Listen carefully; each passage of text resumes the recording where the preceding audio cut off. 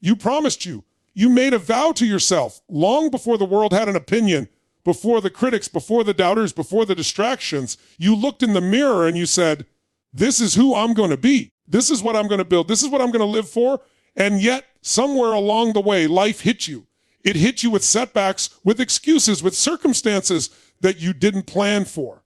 And when it did, you forgot. You forgot the most important promise you ever made, the one you made to yourself. But listen to me, that promise is still alive. That fire is still burning. It may be buried under years of hesitation, under other people's opinions, under fear of failure, but it is not dead. Because the truth is, you cannot lie to your own soul. You can try to numb it. You can try to run from it. You can try to bury it under comfort and convenience. But deep down, you know who you said you'd be. You know the standard you swore you would never compromise. You know the life you committed to create. You promised you that you would not settle. You promised you that you wouldn't quit. You promised you that no matter how long it took, no matter how hard it got, you would see it through. And right now is the moment to decide whether those words meant something or they were just noise, because talk is cheap. Promises to other people can be broken without much consequence, but the moment you break a promise to yourself, you destroy trust with the one person you can never escape. You can fake it to the world, but you can't fake it in the mirror. So the question is, are you ready to honor that promise? Are you ready to reignite the commitment you once made? Are you ready to stop negotiating with your future and finally pay the price for the life you said you wanted? You see, everything changes when you stop treating your goals as wishes and start treating them as non-negotiable promises. When you say, I promised me I'd become stronger, I promised me I'd build this business, I promised me I'd break this generational curse, I promised me I'd live fully, not halfway. That's when excuses die. That's when discipline takes over. That's when you stop asking, can I do it? And start declaring, I already promised I would. And that promise, it's not about perfection. It's about persistence. It's about waking up every day and saying, I don't quit because I promised I wouldn't. I don't retreat because I promised I wouldn't. I don't bow down to fear because I promised I wouldn't. Your life doesn't change when you make promises. Your life changes when you keep them. So today, remember the moment you said yes to yourself. Remember the fire in your gut, the vision in your mind, the hunger in your heart, and then go live it. Not for applause, not for validation, not for anyone else. Do it because you promised you. The most sacred promise you will ever make is the one you make to yourself. Because before you can give anything to the world, before you can show up for your family, your work, your purpose, you must be able to look at yourself and know you're not living a lie. When you make a promise to yourself, it's not just words. It's not just an idea. It's not just a fleeting spark of motivation. It's a declaration to your soul that says, I matter, my future matters, my life matters. And yet so many people treat their promises to themselves as the least important, the easiest to bend, the first to break when pressure comes. Think about it. When you promise a friend, you'll be there. When you promise a boss, you'll get the job done. When you promise your family you'll show up, you bend over backwards to keep it. You sacrifice sleep. You rearrange your schedule. You fight through exhaustion just to make sure you don't let them down. But when it comes to the promise you made to yourself, the commitment to finally change, to finally get disciplined, to finally pursue that dream, to finally stand up for your worth, how quickly do we bargain with it? How easily do we let ourselves off the hook? We say, I'll start tomorrow, I'll try later, I'll get back to it when things settle down. And every time we do that, we chip away at the one foundation everything else is built on, our self-trust, because the truth is when you stop honoring your own promises, you lose the ability to trust yourself. And when you can't trust yourself, it doesn't matter how much the world believes in you. It doesn't matter how much opportunity is handed to you. You will sabotage it. You will run from it. You will find a way to destroy it because deep down you don't believe your own word anymore. That's why keeping promises to yourself is sacred. It's not just about hitting goals or building habits. It's about becoming the kind of person whose word is law in their own life. Imagine what happens when you say something to yourself and you know it's as good as done. Imagine the confidence that builds, the certainty it creates, the unshakable identity that forms when you know, if I say I will, I will. That is where power begins, not in the applause, not in the recognition, not in the trophies, but in the private victories where you follow through on what nobody else can see. Think about the times you've told yourself you'd wake up early and didn't. You told yourself you'd stop procrastinating and didn't. You told yourself you'd be consistent and weren't. How did you feel in those moments? You felt the sting not because the world cared, but because your soul did. You felt the guilt not because someone was watching, but because you were watching. And you know what else is true? You also remember the times you did follow through, the times you did keep the promise, the times you overcame the resistance and proved to yourself that you can. Those moments light you up. Those moments build self-respect. Those moments multiply into momentum. And that momentum is how you create transformation. Not giant leaps once in a while, but daily faithfulness to the promises you've made. It's the sacred discipline of saying, if I promise me, I'll do it no matter what. This is why so many people live half their potential, not because they lack talent, not because they lack opportunity, but because they continually break the most sacred promise, the promise to themselves. And when you live like that long enough, you start lowering the bar. You start convincing yourself you're not capable. You start shrinking the vision you once had. You start saying things like, maybe I'm not meant for this. Maybe I'm not supposed to win. Maybe I should just settle. When in reality, your life is not a reflection of your capability. It's a reflection of your consistency in honoring your promises. If you can't trust your own word, you'll never create the life you crave because your identity will always be weaker than your excuses. But when you flip it, when you decide once and for all that the promise you make to yourself is sacred, that it is unbreakable, that it is the highest priority above convenience, suddenly everything changes. Your confidence grows not from wishing, but from proving to yourself day after day that you are dependable, you are reliable, you are committed. That kind of self-respect cannot be faked. It cannot be bought. It cannot be given. It can only be earned through honoring yourself in the dark when no one is clapping, when no one is cheering, when no one even notices. That's where greatness is forged, in the hidden consistency of sacred promises kept. And when you live like that, you don't need to shout about your goals. You don't need to post about your grind. You don't need to convince anyone of who you are, because the results will speak louder than your words. The life you build will scream the truth. You are someone who keeps the most sacred promise of all. The promise to you, breaking promises to yourself, destroys trust in the mirror, not in the world, because the reflection staring back at you is the one you cannot escape, the one you cannot lie to, the one you cannot silence. You can convince everyone around you that everything is fine. You can smile for the cameras, shake hands with confidence, pretend you've got it all figured out. But when it's just you and your reflection, there's nowhere to run. And in that private moment, you know if you've been real with yourself or if you've been faking it. You know if you've kept the promise you swore to live by or if you've abandoned it the second life got inconvenient. That's why breaking promises to yourself is so devastating. It isn't about reputation. It isn't about appearances. It isn't about what others think. It's about what you know to be true. When you're stripped of the masks, every time you make yourself a promise and break it, something inside you erodes. It's not the promise itself that does the damage. It's the message your brain receives. You teach yourself that your word doesn't matter, that your declarations are weak, that your own commitment is negotiable. And once you teach yourself that you no longer take yourself seriously, you say you'll get up early, but you don't believe it. You say you'll get healthy, but you don't believe it. You say you'll start that project, but you don't believe it. And when you stop believing yourself, you disconnect from your own power. How could you possibly build something extraordinary when your foundation is built on doubt in your own word? The reason so many people never fully step into their potential isn't because of lack of resources or knowledge or skill. It's because they build a pattern of making commitments to themselves and breaking them. Over time, that becomes an identity. It becomes the quiet whisper that says, you're not consistent. You can't follow through. You always quit. That whisper is louder than any external voice because it's the one you created by your own actions. And here's the truth. When you can't trust yourself, you'll struggle to trust others, and you'll struggle to let others trust you because you know deep down that you've already betrayed the most important relationship you'll ever have, the relationship with yourself. The mirror doesn't lie. That's why people avoid it, not just physically, but metaphorically. They avoid quiet moments. They avoid solitude. They avoid reflection because they're afraid of facing the truth of their broken promises. They drown themselves in noise, in distraction, in business, in constant entertainment, because silence reveals the gap between who they said they'd be and who they've actually chosen to be. But the silence isn't your enemy. The mirror isn't your enemy. They're reminders. They're signals. They're invitations to return to integrity, to stop running from yourself and start rebuilding trust.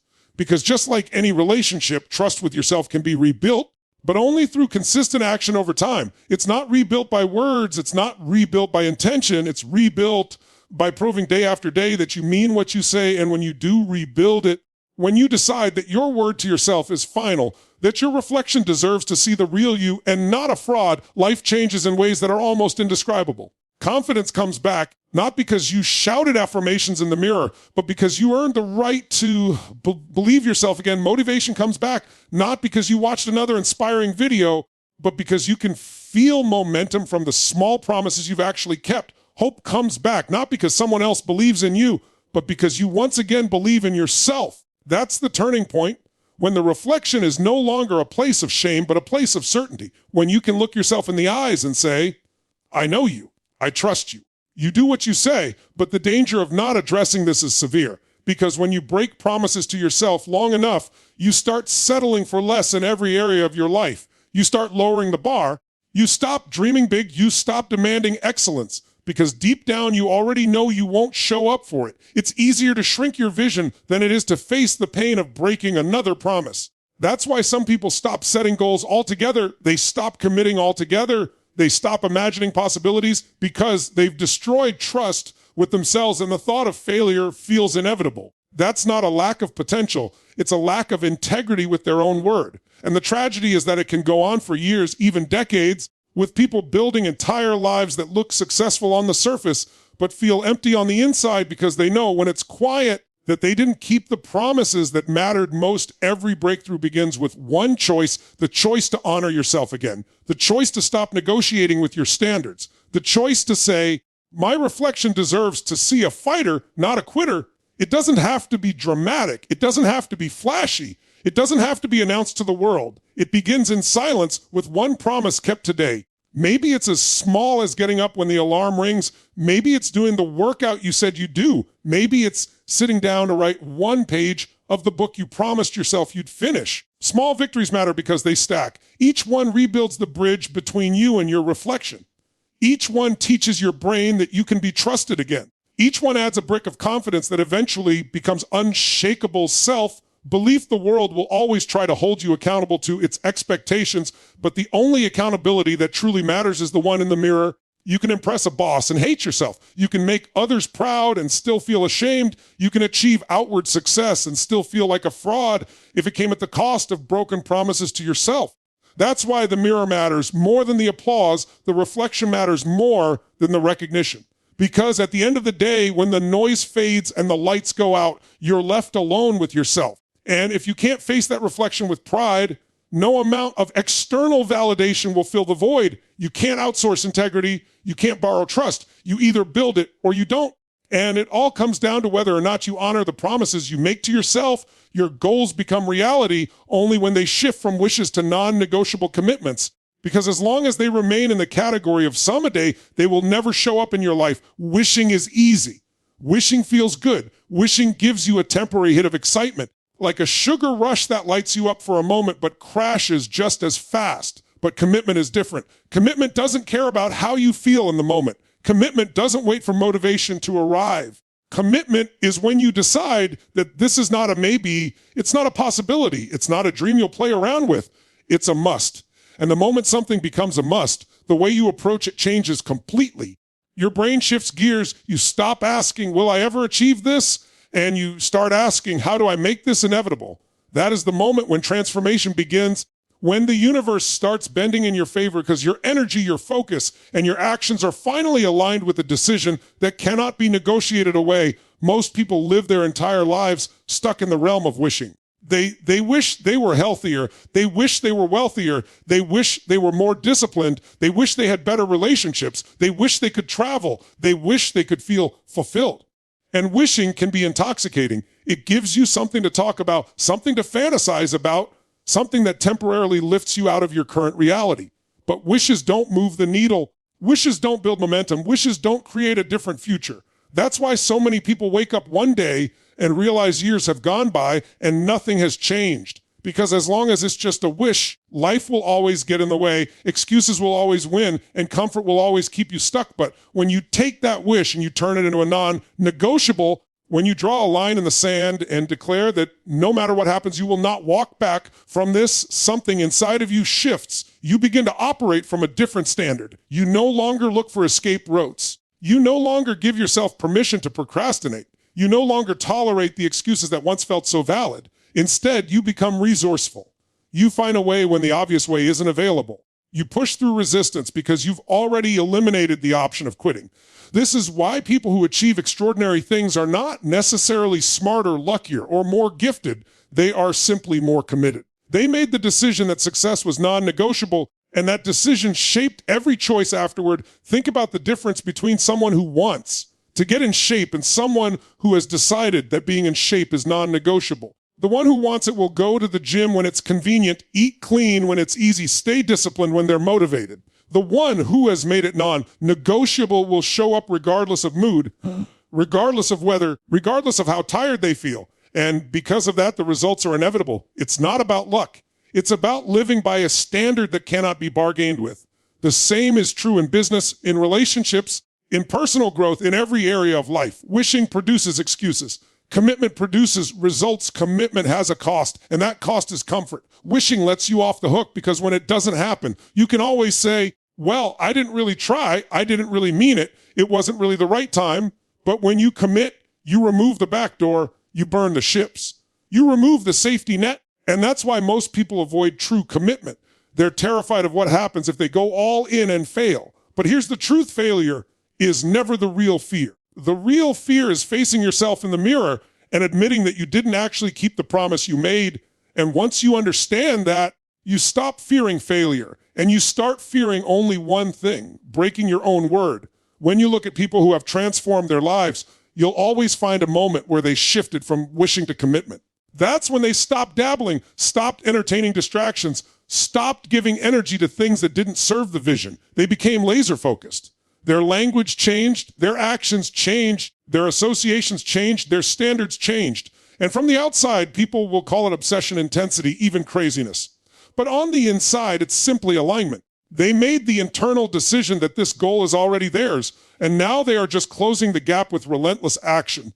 That is the kind of decision that moves mountains, not because the world suddenly becomes easier, but because your level of resolve becomes unshakable. There is a law that most people ignore: life will only give you what you absolutely demand of it, not what you casually wish for. You can hope, you can pray, you can visualize, but if you don't back it up with a decision that says, this is mine, I will not stop until it's real, then it remains a fantasy. Life responds to certainty, and certainty is born from commitment. And commitment is demonstrated not by what you say, but by what you repeatedly do. Every action you take either reinforces that your goal is non-negotiable, or it reveals that it's still just a wish. Every time you follow through, you strengthen the foundation. Every time you hesitate or delay, you weaken it. That's why consistency is the currency of commitment, because without it, even the strongest decision will crumble under pressure. So the challenge is to ask yourself, which goals in your life are still just wishes, and which ones have you truly committed to? If you're honest, you'll realize that the areas where you've succeeded are the areas where you made a non-negotiable decision. And the areas where you've struggled are the areas where you've allowed yourself to remain casual. And the moment you flip that switch, the moment you say, this is no longer optional, you'll feel the difference immediately. Resistance loses power. Excuses lose influence. Fear loses its grip. Because once you decide, really decide that something is non-negotiable, the path opens up, not because it suddenly got easier, but because you stopped arguing with yourself about whether or not you're going to follow through. And the beauty of this is that it doesn't just change your results, it changes who you are. You become someone who honors your word, someone who doesn't back down, someone who doesn't need external motivation to act. You become the kind of person who can look in the mirror and know that what you declare will be done. That identity is worth more than any achievement, because once you embody it, there's nothing you can't create. Wishes fade, commitments endure. And when you live from a place of non-negotiable commitment, your goals don't just remain visions on a piece of paper. They become reality because you've eliminated every alternative. Discipline is born the moment excuses die and promises are kept, because until that point, everything is fragile, everything is optional, everything is negotiable. Excuses are seductive. They give you an easy way out. They sound reasonable. They even make you feel justified. You tell yourself you're too tired. You're too busy. It's not the right time. You don't have enough resources. You're not ready yet. And every single time you choose an excuse over a promise, you reinforce weakness instead of strength. Excuses let you trade long-term fulfillment for short-term comfort. But that trade comes at the cost of your future. Discipline doesn't show up while you're making excuses. It shows up when you finally declare that the excuses are no longer welcome, that the promise you made to yourself carries more weight than the story you've been telling yourself about why you can't. Think about it. Discipline isn't a personality trait. It's not something only a few lucky people are born with. It's not some magical force that appears out of thin air. Discipline is a choice, and that choice is made when you kill the excuses. When you refuse to let the voice of limitation win, when you stop negotiating with weakness, when you stop justifying behaviors that keep you stuck. Discipline is what remains when you strip away the excuses. It's the clean, raw decision to honor your word no matter what. And the powerful thing about discipline is that it multiplies. The moment you prove to yourself that you can and keep a promise without hiding behind an excuse, you gain confidence. That confidence fuels the next action, and before long you're living a life where discipline is not a struggle. It's a standard. Excuses are always easier in the moment. They relieve pressure. They give you an out. They let you avoid discomfort. But excuses don't protect you. They poison you. They weaken your identity. They chip away at your self-belief. They turn you into someone who no longer expects much from themselves. On the other hand, discipline is hard in the moment, but liberating over time. It's painful to push past resistance. It's uncomfortable to keep going when everything in you wants to stop. It's exhausting to follow through when nobody else is watching. But on the other side of that pain is pride. On the other side of that discomfort is growth. On the other side of that exhaustion is a life that actually means something. That's the trade-off. Excuses give you relief now, but regret later. Discipline gives you struggle now, but freedom later. Every great achievement, every powerful transformation, every story of someone breaking barriers and rewriting their life, it all traces back to a moment when they stopped making excuses and started keeping promises. That's when discipline was born. Because as long as you let excuses breathe, discipline suffocates. You can't serve both. You can't say, I'm committed, and at the same time give yourself permission to escape every time things get difficult. It's one or the other. Either your excuses die or your discipline does. Either your promises live or they wither away. That's why the decision point is so crucial. The second you decide that your promise matters more than your excuse, you ignite something powerful inside of you, something that doesn't back down at the first sign of resistance. Look at the people you admire, the ones who have built strength, success, or mastery in their field. They aren't superhuman. They aren't immune to doubt or fatigue. They aren't living lives free of obstacles. They simply decided that excuses don't get a vote. They've trained themselves to stop listening to the stories that say, not today, not now, not you, and to act anyway.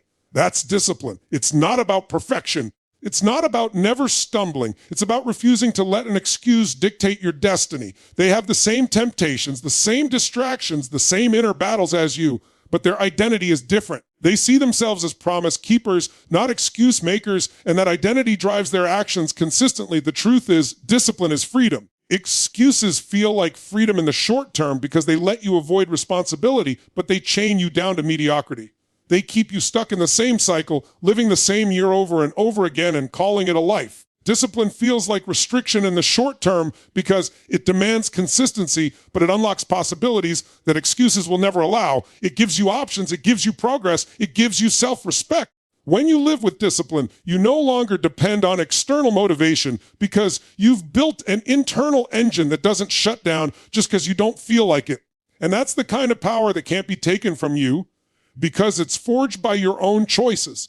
And the key to building that discipline is not waiting until you feel ready or motivated. The key is acting in the moment you hear the excuse rising up. The excuse says rest, you move. The excuse says later, you do it now. The excuse says you can't, you prove it wrong. Each time you do this, you weaken the power of excuses and strengthen the muscle of discipline. At first, it's difficult because excuses have been rehearsed for years, but over time it becomes automatic. Your default shifts from avoidance to action, from hesitation to follow through, from delay to delivery. That's when you realize that discipline isn't about punishment or deprivation. It's about alignment with the promises you've already made. So many people look for hacks, shortcuts, magic formulas to build discipline. But the truth is much simpler. It begins and ends with promises and excuses. The more excuses you tolerate, the weaker your discipline becomes.